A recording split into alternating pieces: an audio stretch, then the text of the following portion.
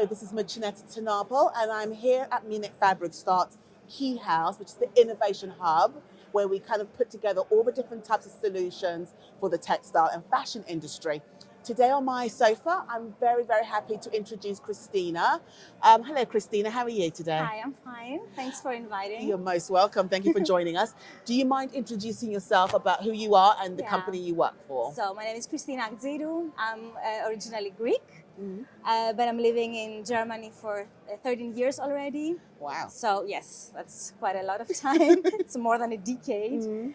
And I'm working in denim industry since I was 20. So Okay. I'm now closing like almost 25 years in denim Wow. industry. Yes. Yeah, the last 13 years I'm in Germany, as I said, working for Tailor. Mhm. It's a very big company, very, very big organization in Hamburg. I'm taking over, taking care of the jeans that we do. I'm working on fabric level together with our fabric mills. We are creating fabrics together. We are trying to find innovations that will help the company and actually the environment. Yes.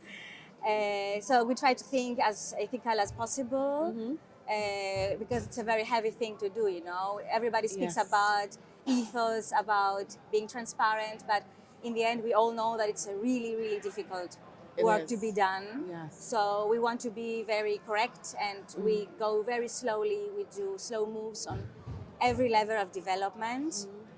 We try to be very close to our vendors. So actually, my part is, apart from designing the denim collections together with my team, I'm also trying to search for novelties. Okay. So this is what I have done the last years there, and I'm trying also to bring a know-how within the company to see what's happening around in this industry, and then bring it into our daily routine business, and try to see what we can bring out of it, you know? So if you've been in the denim industry for about 25 years, as you Yeah. said, you must have been able to see all the changes that have been taking place, because the denim industry Totally. has been like Totally. making all these changes in terms of sustainability, trying to be do less bad. I can tell guess one you, could say. when I started working in 2000, Yes. we didn't work with stretched jeans, stretched denims.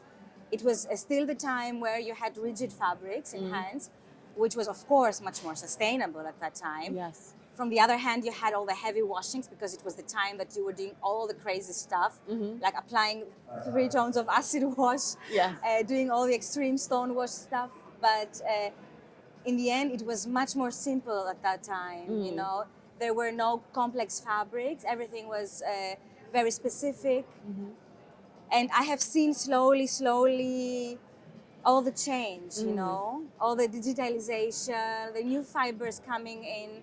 And the last 13 years that I'm in Germany, like, I have seen the peak, I think. Okay. Till now, at least, I think I have seen the most complexity on fabric, on technology, on weaving techniques, finishing techniques, everything. Yes. Just coming with this question, because I spoke to people at the Blue Zone, and most Yeah. of them have this talk about this community and collaborating, and how the denim industry is become, I guess you all work together to find solutions. Definitely. Because in the end, it affects all of you. So you all have Yes. this collaborative mindset. Yes. Would you say that was the case? Yes, this is actually what we were talking yesterday also, when we had the talk in Women in Denim. Yes. In the evening, that collabs are actually, especially in the industry, is number one. Because we denim and jeans, it's a difficult product to explain even to the end consumers. So actually we need to put an effort all together. We need to explain what we are doing, and this will happen only when we do it all together. So when we put our forces together, a label, together with a laundry, together with a fabric mill, a stitching factory, and we try to achieve something good, something better, something which will make sense to be bought by the end consumer, then it's better. I mean, you can explain the product, you can say, you can maintain this transparency that I was talking earlier, you know, Yes. because transparency is important nowadays. For the rest of the products, for example, wovens or, I don't know, knit or CK, it's a little bit more simple, I would say, the product. But denim, because you have so many different processes, so many parts which are involved, you have to explain all these different parts separately. And it's good when we come together. And actually, this is what we have done quite a lot where I work.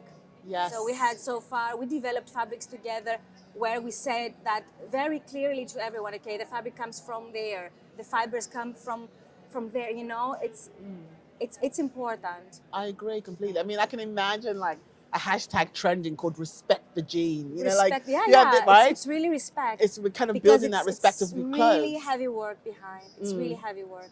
And kind of like, I mean, I know the problem isn't 100% solved, but I really appreciate the fact that you're trying to do better.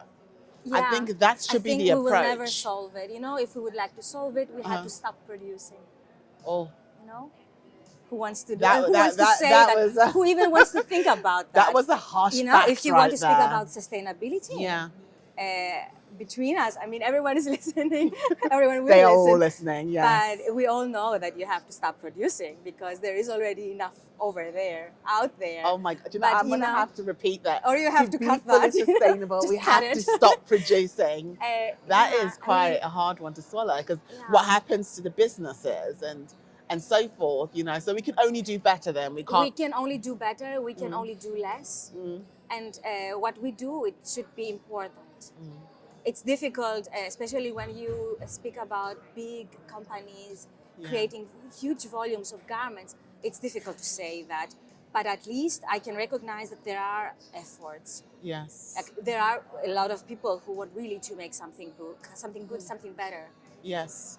Not only for the environment, it's also about the people who work in the industry. agree. You know, we all know about the bad paid workers, Yes. bad conditions. There are many companies, and I'm happy that I work within one of those who really care about the conditions. Yes. And they are really picky when they are about to select their partners. I think it's a good point that you've made because when most companies think about doing better, they're thinking about the environment, but they're not thinking about the people.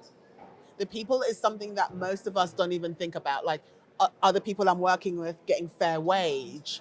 Are the conditions really good for them? Well, you know? hear from time to time, you hear, oh, but by stitching, for example, in, I don't know, more poor countries, for example, you give them job. Yeah, okay, that's one thing. But what do you mean you give them job? This is not enough, you know. Okay, you give them a job. I think that's the first step. But what The do they next get step- for it? You the know, next they step work should be for fair wage, right? Correct. And we're not asking for a fair wage that is similar to, let's say, Germany's kind of fair wage, because that's a different type of living circumstances. But fair wage according to the country, right? Correct. So it wouldn't hurt your pocket because it's not going to be as much as it would be here. So Correct. it's kind of like, yes, you're giving them a job. That's the first step. Hoorah. So what are you doing next? Are you giving them a fair wage? Are you make sure the work conditions are good? Yeah. I mean, I always say that if you can't work there, then why should they? True. If you were told to work there and you said never, Yeah. then why should you put someone else through that? So I love your approach in the sense that to be better, you're looking beyond just environment. Yeah, I mean, we should not lose our, I don't know, empathy, or I agree. we have to stay humans. I mean, times are hard, and I think are getting harder. Yes, I think It's they'll getting get. more difficult for many people to survive or to Yeah. have a decent life. We should not forget the human part, because I think many people started skipping, you know, Yes. skipping people and doing everything for earning more money. It's not I only agree. that. The human feeling has left the building when it comes Oh, to yeah. the industry, right? Yes. It's kind of been overruled by profit. Yeah. And there's nothing wrong with making money. I'm not saying you No, shouldn't not make at any all. money. We should all be happy, and we should Yes. create and feel that we are getting back what, you know, because you put Yeah. efforts, you put Yes. love, you put a lot of work, and you want to get paid about it. Yes. For it. But there are always limits. There should be. Yeah. And it shouldn't be at someone else's expense, right? Correct. Because I know I couldn't do that. My conscience won't let me. So with regards to being at the Blue Zone, is it the first time you were there? No, I'm coming every year, every season actually. Maybe I have Twice a missed one year. or two. Yeah. Twice a year. It's a great show. I know almost everyone here. I feel like everybody knows each other. Yeah, it's like a family. It is. You know, I mean, you step in and suddenly you start hugging people and kissing Like, hello, everyone. how are you? And, Yes, I've it's witnessed great. it. I've witnessed it. It feels like a sorority that I want to pledge because I am not welcomed like It's that great, on the Blue you Zone. know, and this is why work doesn't feel like work. Yeah. And this is what I always say. I mean, when somebody's asking me, okay, what do you do for a living? I say, okay, I work my hobby, you know, Yes. like my hobby, you know, and when you come Yes. here, it's like going to, I don't know, a party. Yeah, last night's party, yes. Yeah, a nice party. Yeah, Yes. because you see your fabrics, you see people, you exchange ideas. Parallel, you do some work. You know, you find some solutions. But in the end, you leave with such a good feeling. And I get that vibe with Munich Fabric Start, not to toot their horn or anything, but I do feel like it's very much a family, community Totally. type of feel to Yeah, it. and this you don't feel in other exhibitions, I have to say. I have heard, you know, and I love the fact that we do the knowledge sharing that you mentioned, you know, because you never know what someone else has gone through in the last 6 months that you can learn from. Correct. So it makes a lot of sense. Yeah. Oh, thank you so much for joining us and sharing Thank you. your bits of wisdom. Much Maybe